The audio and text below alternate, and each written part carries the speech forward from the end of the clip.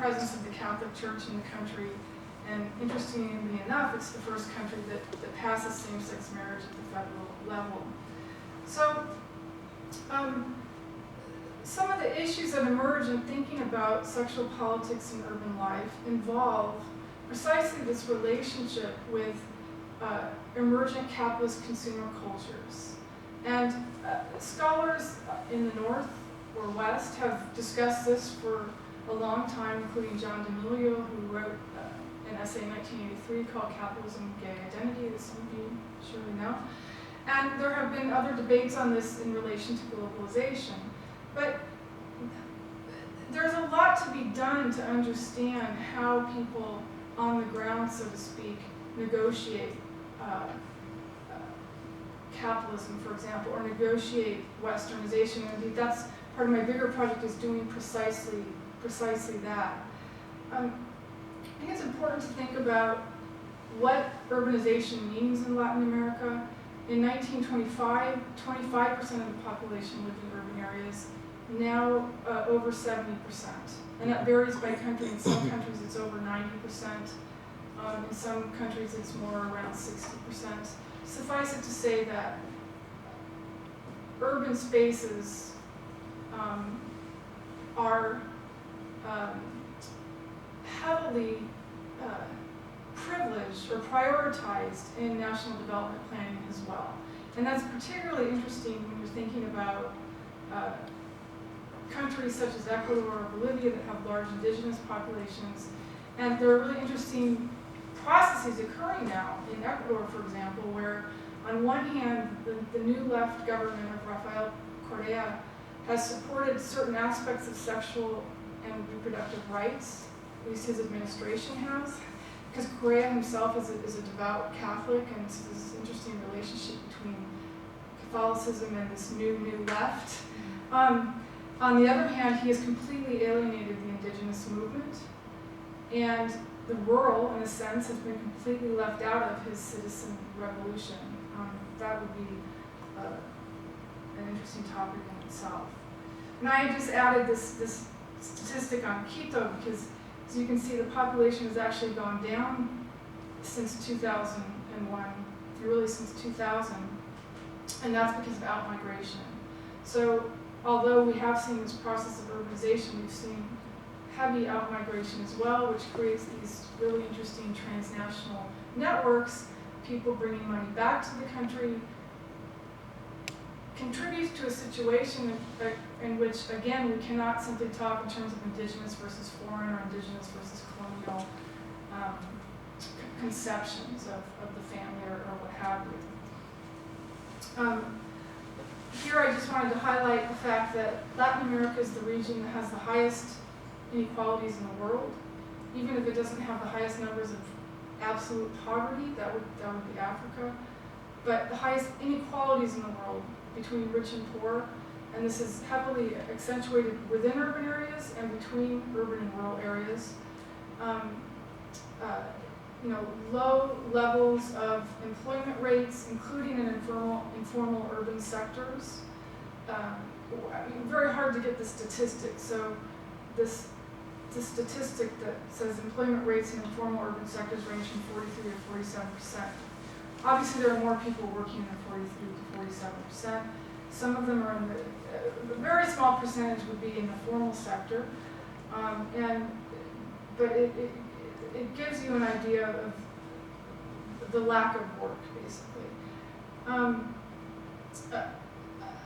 An estimated 4 million women have illegal abortions per year, and this is a very low estimate because it's hard to find this number.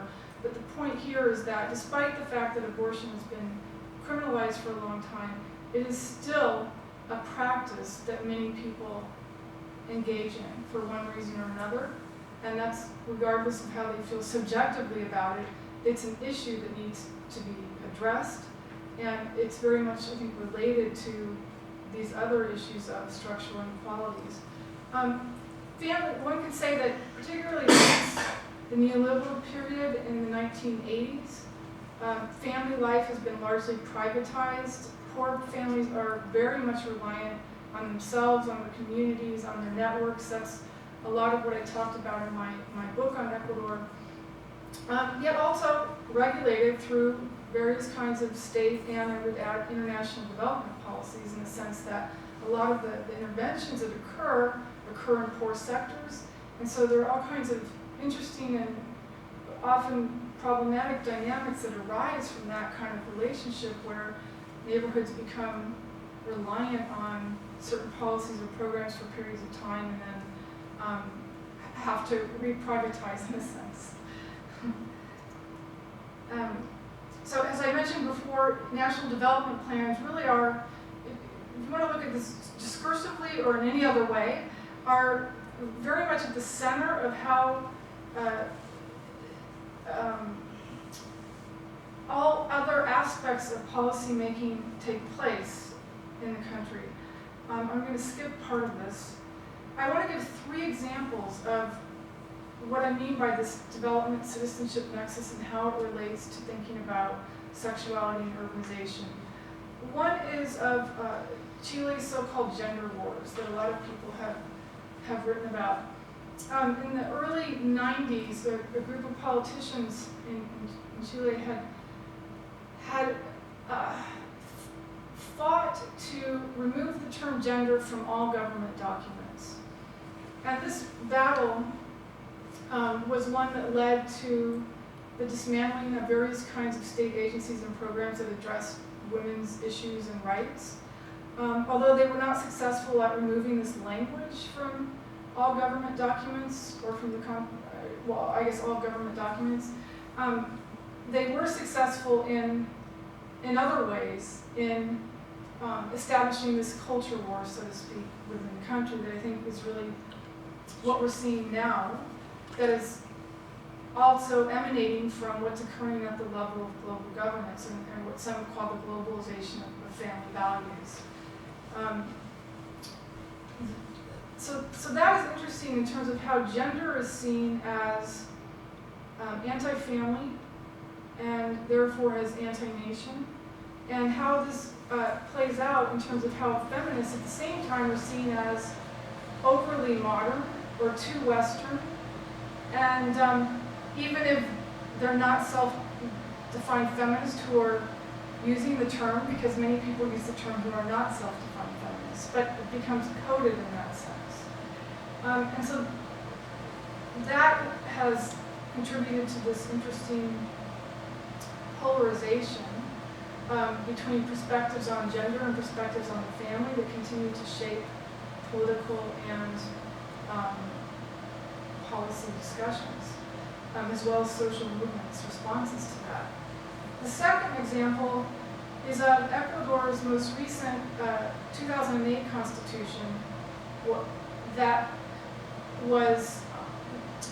occurred following the election of Rafael Correa. And some of you may have heard of the crisis in Ecuador last week, where there was a huge debate as to whether this was a coup or not. And suffice it to say, I was just at a Latin American Studies conference last week and talked about it all week, so to sum that up would be hard. But suffice it to say that a faction of the police were protested against Correa because of Correa's austerity measures of the police force. So this is kind of put into question this shift to the new left and what will happen with this. But I think one of the most important things that has come out of his citizen revolution so far is this 2008 Constitution that was passed through a national referendum and that redefines the family. 2 things occurred that are paradoxical. One is that there was a major movement pushing for the support of this new Constitution, which protects the secular nature of the state and which acknowledges and protects alternative families, or familias alternativas, that are not based on blood relationships or property, but rather on other types of solidarity. This is fascinating because there's all kinds of things that lawyers and policymakers can now do with this language potentially, and certainly activists are working on this in various ways. In a sense, this new definition of the family came out of the migrant rights movement